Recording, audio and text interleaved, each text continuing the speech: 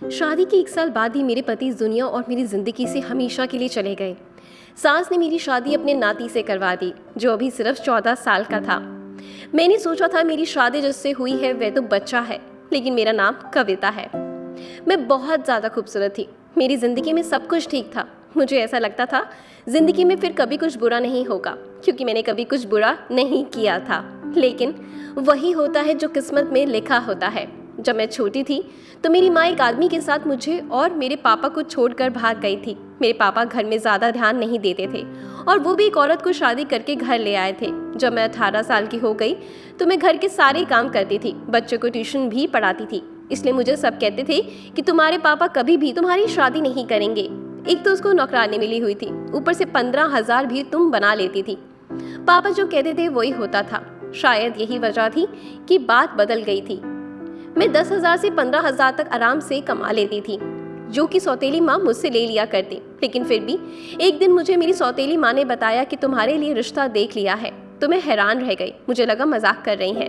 लेकिन इन्होंने ये नहीं कहा था कि तुम्हारे लिए रिश्ता देखने वाले आ रहे हैं। उन्होंने कहा कि तुम्हारे लिए रिश्ता देख लिया है, बात भी पक्की कर दी है, तुम शादी की तैयारी कर लो, 1 महीने में तुम्हारी शादी हो जाएगी। मैं हैरान थी, लेकिन अंदर से बहुत खुश थी, क्योंकि मेरी जिंदगी का एक नया मोड़ आने वाला था। मैंने तो अपने दिल से ये बात ही निकाल दी थी कि मेरी शादी होगी, क्योंकि मुझे लगता था मेरी सौतेली माँ कभी भी मेरी शादी नहीं करवाएंगी। लेकिन अब ये सब कुछ हो रहा था, इसलिए मैं बहुत ज़्यादा खुश थी। खुशी खुशी से शादी की तैयारी में लग गई। शादी की रात भी बहुत कुछ अजीब हुआ। मैंने अपने पति को देखा ही नहीं था। हम लोगों को साथ बिठाया गया, लेकिन मैं नीचे देख रही थी। इतनी हिम्मत कहाँ होती दुल्हन में कि वो सर उठा ले और गर्दन घुमाकर अपने पति को 2 पल देख ले। मैंने भी नहीं देखा था। उसके बाद जब कमरे में बैठी थी तभी अपने पति को देखा तो पता चला कि वो बहुत अच्छे इंसान है। उसने पहले ही दिन मेरा बहुत सम्मान किया। उनके घर में सिर्फ उसकी माँ थी और एक बहन थी, और बहन का 14 साल का एक बेटा था। उसने मुझे बताया कि मेरी बहन का बेटा मेरे बच्चों की तरह है और मेरे को उससे बहुत ज़्यादा लगाव है। वैसे तो उसकी उम्र सिर्फ 14 साल है, लेकिन मेरे लिए वो इससे भी ज़्यादा छोटा है, क्योंकि उसने मुझे कहा है कि वो 2 साल का था तो उसके पापा इस दुनिया से चले गए और वो कुछ जानता नहीं था। इसलिए उसके पापा की जगह मैंने ली और रोज़ रात को मैं अपने सीने पर सुलाया करता। तब से वह मेरे लिए ऐसा है जैसे मेरा अपना बच्चा। मेरी ननद के बेटे का नाम शिव था। मेरे पति ने कहा तुम हमेशा उसका ख्याल रखना। मैंने कहा ठीक है, आप चिंता ना करें, वो मेरे लिए भी छोटे भाई की तरह है। शादी की रात अच्छी गुजर गई। ऐसा लगता था जिंदगी भी अच्छी गुजर जाएगी। लेकिन सुबह हुई तो सास ने कुछ अजीब पूछा और मेरे कमरे में आ गई। मुझे इतनी शर्म आ रही थी, मैं शर्म से पानी पानी हो रही थी। मैं सोचने लगी कि औरतें इस तरह की हरकतें क्यों करती हैं। उसके बाद मैं अपने भांजे के पास थोड़ी देर बैठ गई। मेरी सास ने कहा अब तुम तैयार हो जाओ, रोज तुम्हें देखने के लिए रिश्तेदार आएंगे। शादी धूमधाम से हुई है, जबकि इतने पैसे नहीं थे, लेकिन बारी बारी सब लोग तुम्हें देखने के लिए आएंगे और जो भी पैसे देंगे वो मुंह दिखाई में देंगे, तुम मुझे दे देना। मैंने कहा ठीक है। मेरी सास परंपरा निभाने वाली सास की तरह ही थी, लेकिन भांजा अच्छा था। पहले मेरे साथ हंसी मजाक कर रहा था, फिर उसने अजीबोगरीब किस्म की बातें शुरू कर दी। मुझसे पूछने लगा आप और मामा क्या कर रहे थे। मैंने कहा हम लोग बातें कर रहे थे। उसने कहा नहीं, आप लोग जल्दी सो गए थे, आपके कमरे की लाइट ऑफ हो गई थी, मैंने देखा था। मैं हैरान रह गई। मैंने कहा यह हमारे कमरे के बाहर बैठा था, कहीं इसने हमारी बातें तो नहीं सुन ली। मुझे बहुत शर्मिंदगी हो रही थी, लेकिन वो आराम से बातें कर रहा था जैसे उसे कुछ पता ही नहीं है, इसलिए मैंने भी ज्यादा बात नहीं की। कहने लगा आप कहाँ सोती हैं, मामा किधर सोते हैं। मुझे समझ नहीं आ रहा था कि इसका क्या जवाब दूं। फिर पूछने लगा क्या आप लोग एक साथ सोते हैं। मुझे बड़ी शर्मिंदगी हुई। शाम को मैंने ये बात अपने पति को बताई। वो इस तरह के सवाल पूछ रहा था। अजीब बात है, इतने छोटे बच्चे के दिमाग में इतने सारे सवाल। मेरे पति ने कहा मैंने तुम्हें कहा था ना कि तुम्हें उसका ख्याल रखना है, तुम पहले दिन ही उसकी शिकायत भी करने लगी। मैंने कहा मैं शिकायत नहीं कर रही, लेकिन आजकल के बच्चों के दिमाग में इस तरह के सवाल नहीं होने चाहिए। मेरे पति ने कहा इस उम्र में जिज्ञासा होती है, लोग सवाल पूछ लेते हैं। मेरा भांजा बहुत ज़्यादा मासूम है, उसका ख्याल रखना, उसकी कमजोरी, उसकी गलतियां तलाश करने को नहीं कहा। वे बेचारा तुम्हारे आगे पीछे फिरता है, मामी मामी कहते उसका मुंह नहीं थकता, और तुम हो कि उसके लिए इस तरह सोच रही हो। मैं तो हैरान थी कि मेरे पति को क्या हो गया है। वो वाकई अपने भांजे के लिए बहुत ज़्यादा इमोशनल थे। ये बात समझने में मुझे बहुत ज़्यादा देर नहीं लगी कि अगर मुझे अपने पति को खुश रखना है तो उनके सामने उसके भांजे की कोई भी बुराई नहीं करनी, नहीं तो उसे बुरा लग जाएगा। उसके बाद मैंने ऐसा कुछ भी नहीं किया। अभी हमारी शादी को 1 हफ्ता हुआ था। मेरे पति फिल्मी किस्म के इंसान थे। मुझे बहुत ज़्यादा दिलचस्पी थी।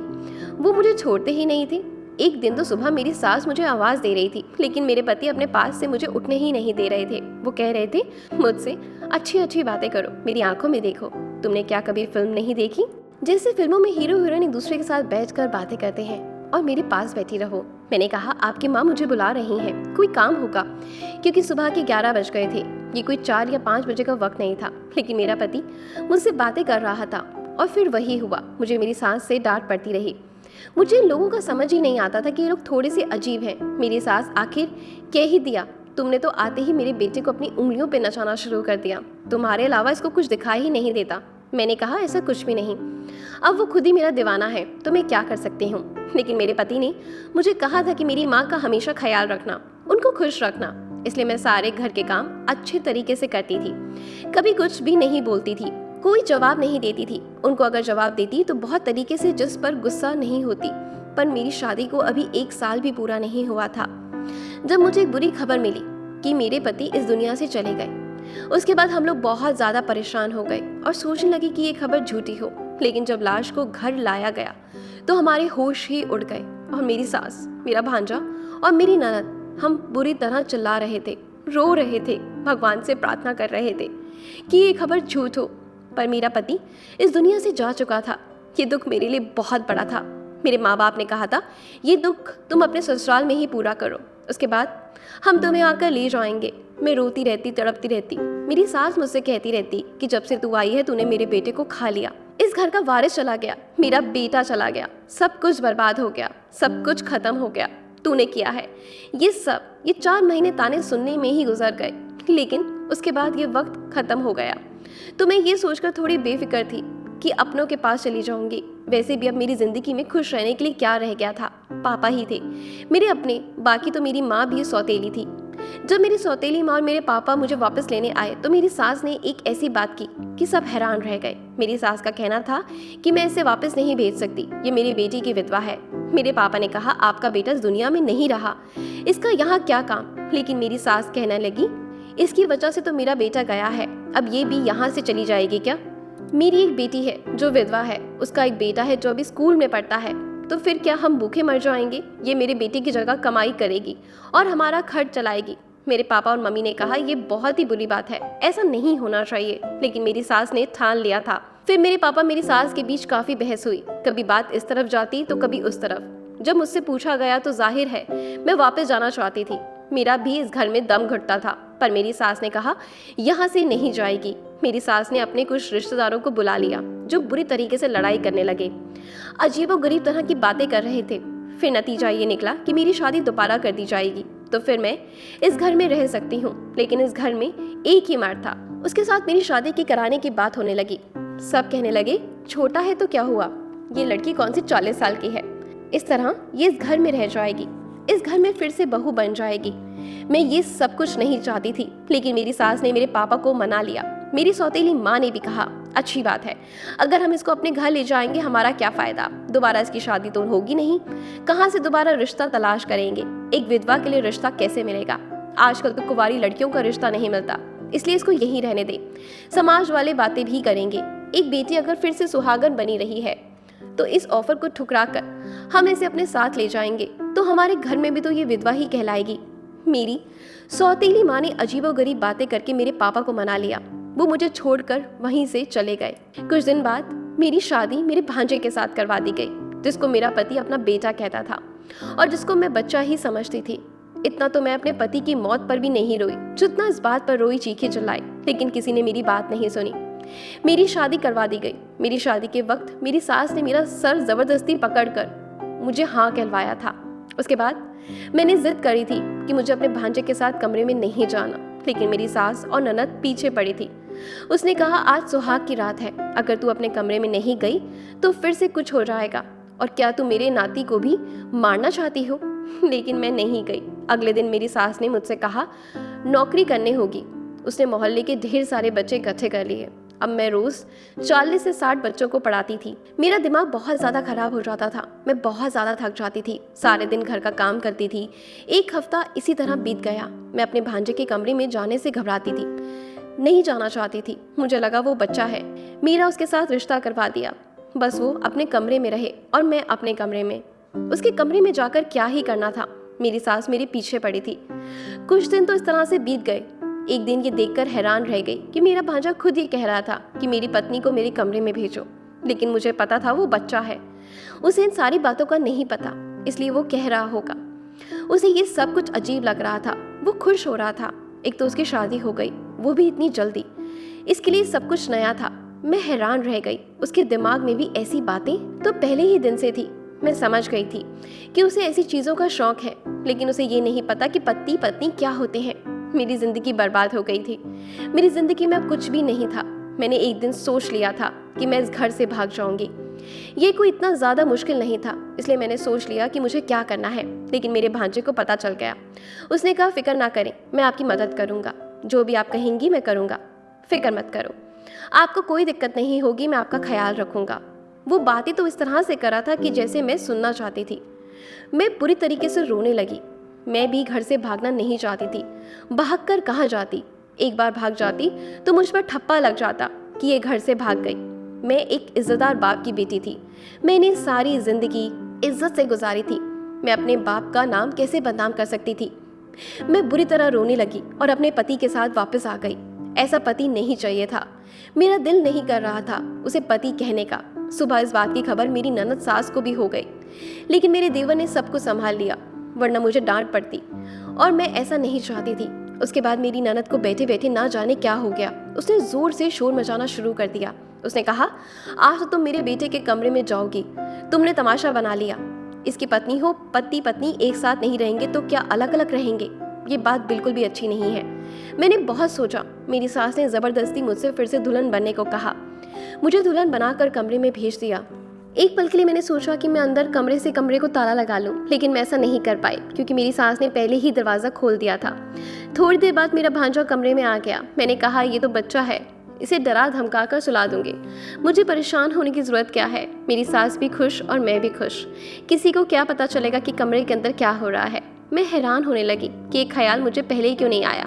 उसने मुझे कहा कि तुम अब बहुत प्यारी लग रही हो। मैंने कहा, ठीक है, अब तुम सो जाओ, मैं मेकअप और ज्वेलरी उतारने लगी हूँ। उसने कहा, तुम बहुत अच्छी लग रही हो। मैंने कहा, मैं अच्छी हूँ या बुरी, इससे तुम्हें कोई मतलब नहीं, चुप करके सो जाओ। मैंने उसे आखिरी बार कहा था। किसी बीवी की तरह नहीं, बल्कि शायद उसकी माँ की तरह बोल रही थी, जो उसे डांट कर सुला देना चाहती थी। लेकिन वो मुझे ऐसी नज़रों से देख रहा था जैसे किसी ने आज तक मुझे नहीं देखा था। मैंने कहा, मेरी शक्ल क्यों देख रहे हो, चुपचाप सो जाओ। मैं अभी भी इस पर रोब जमाने की कोशिश कर रही थी, जबकि मुझे डर लग रहा था। थोड़ी देर के बाद उसने मेरा हाथ पकड़ा और मेरे मुंह पर थप्पड़ दे मारा। मैं हैरान रह गई। उसने कहा, तुम्हें तमीज़ नहीं?